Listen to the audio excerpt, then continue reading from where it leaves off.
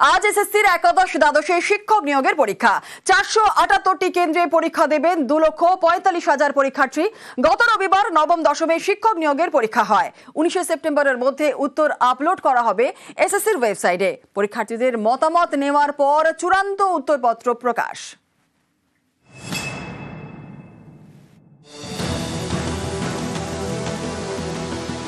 মামলা মোকদ্দমা বিক্ষোভ আন্দোলনের পর অবশেষে শিক্ষক নিয়োগের পরীক্ষা নিচ্ছে স্কুল সার্ভিস কমিশন।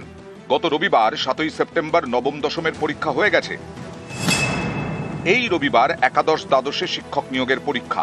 478টি কেন্দ্রে পরীক্ষা দেবেন 2,45,500 জন আবেদনকারী। সকাল 10টার মধ্যে পরীক্ষা কেন্দ্রে ঢুকতে হবে। স্বচ্ছ পেন নিয়ে যেতে পারবেন। অ্যাডমিট কার্ড ছাড়া পরীক্ষা কেন্দ্রে ঢোকা যাবে না। শেষবার এসএসসির শিক্ষক নিয়োগ পরীক্ষা হয় 2016-এ। সেই নিয়োগ প্যানেল খারিজ করে দিয়েছে আদালত। এবছর ডিসেম্বরের মধ্যে নতুন নিয়োগ প্রক্রিয়া শেষ করতে হবে স্কুল সার্ভিস কমিশনকে। সুপ্রিম কোর্টের নির্দেশে ইতিমধ্যেই অযোগ্যদের তালিকা প্রকাশ করেছে এসএসসি। অযোগ্যরা এই পরীক্ষায় বসতে পারবেন না। যোগ্যদের নিয়েই হচ্ছে সেপ্টেম্বরের পরীক্ষা। এরপর ফল প্রকাশ নিয়েও সতর্ক এসএসসি। আমি সমস্ত পরীক্ষার্থীকে আশ্বস্ত করতে চাই যে প্রশাসনের তরফে সর্বোচ্চ স্তরে ব্যবস্থা নেওয়া আছে। আপনারা শান্তভাবে পরীক্ষা দিন। আশা রাখছি পরীক্ষাকাল শান্ত এবং নির্বিঘ্নে শেষ হবে। 7 সেপ্টেম্বর নবম দশমে শিক্ষক নিয়োগের পরীক্ষা হয়। 2 সপ্তাহের মধ্যে উত্তরপত্র আপলোড করবে এসএসসি। 19 সেপ্টেম্বরের মধ্যে উত্তরপত্র আপলোড করা হবে এসএসসির ওয়েবসাইটে। উত্তরপত্র নিয়ে মতামত দেওয়ার জন্য 5 দিন সময় পাবেন পরীক্ষার্থীরা। পরীক্ষার্থীদের মতামত বিশেষজ্ঞদের কাছে পাঠাবে এসএসসি। তারপরেই চূড়ান্ত উত্তরপত্র এবং মেধা তালিকা প্রকাশ করা হবে। 2016-এ শেষবার এসএসসির পরীক্ষা হয়েছিল। 9 বছর পর ফের শিক্ষক নিয়োগের পরীক্ষা নিচ্ছে school service commission. News 18 Bangla. শ্বশুরকে দুবার সিঁড়ি থেকে ধাক্কা, জামাইয়ের গলফগ্রিনে বৃদ্ধ খুনে চাঞ্চল্যকর তথ্য। 20 থেকে 21 দিন আগে বৃদ্ধের মেয়ের বিয়ে হয় এবং প্রতিদিনই নাকি বাড়িতে আসতো মেয়ে জামাই।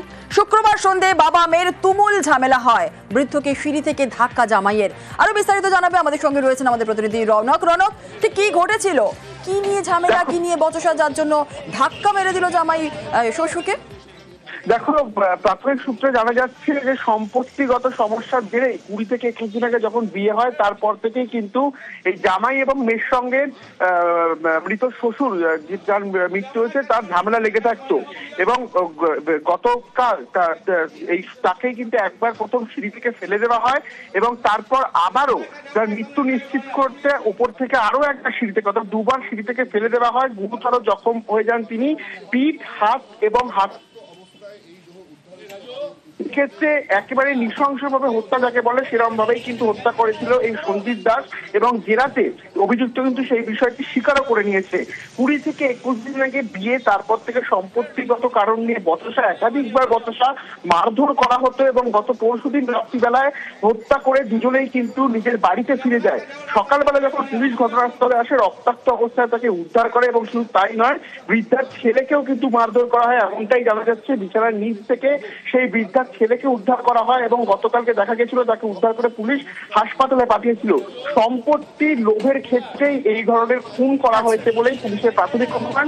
ইতিমধ্যে তাকে গ্রেফতার করা হয়েছে এবং এর পেছনে সঞ্জিত দাস ছাড়া আরো কেউ যুক্ত রয়েছে কিনা গোটা বিষয়টি কিন্তু গলফগ্রিন থানা পুলিশ খতিয়ে দেখছে। ধন্যবাদ।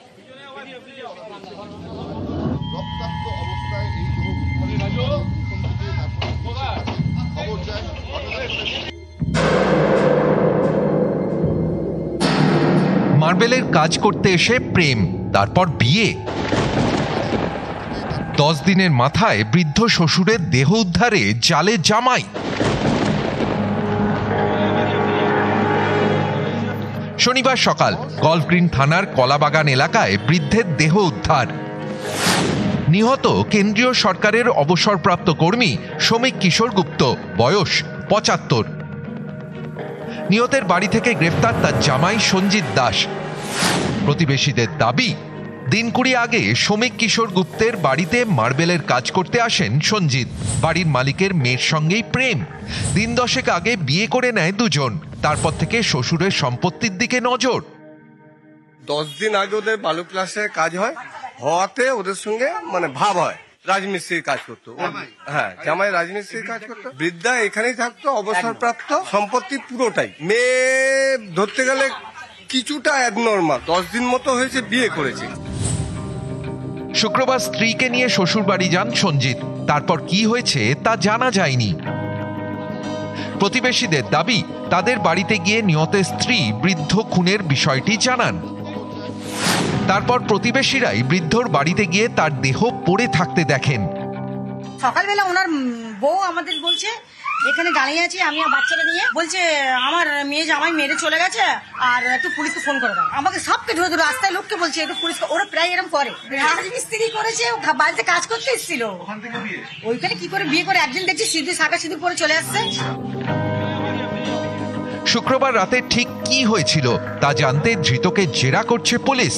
তদন্তকারীদের অনুমান, সম্পত্তি নিয়ে ঝামেলার জেরেই বৃদ্ধ খুন। রৌনক দত্ত চৌধুরী, নিউজ 18 বাংলা।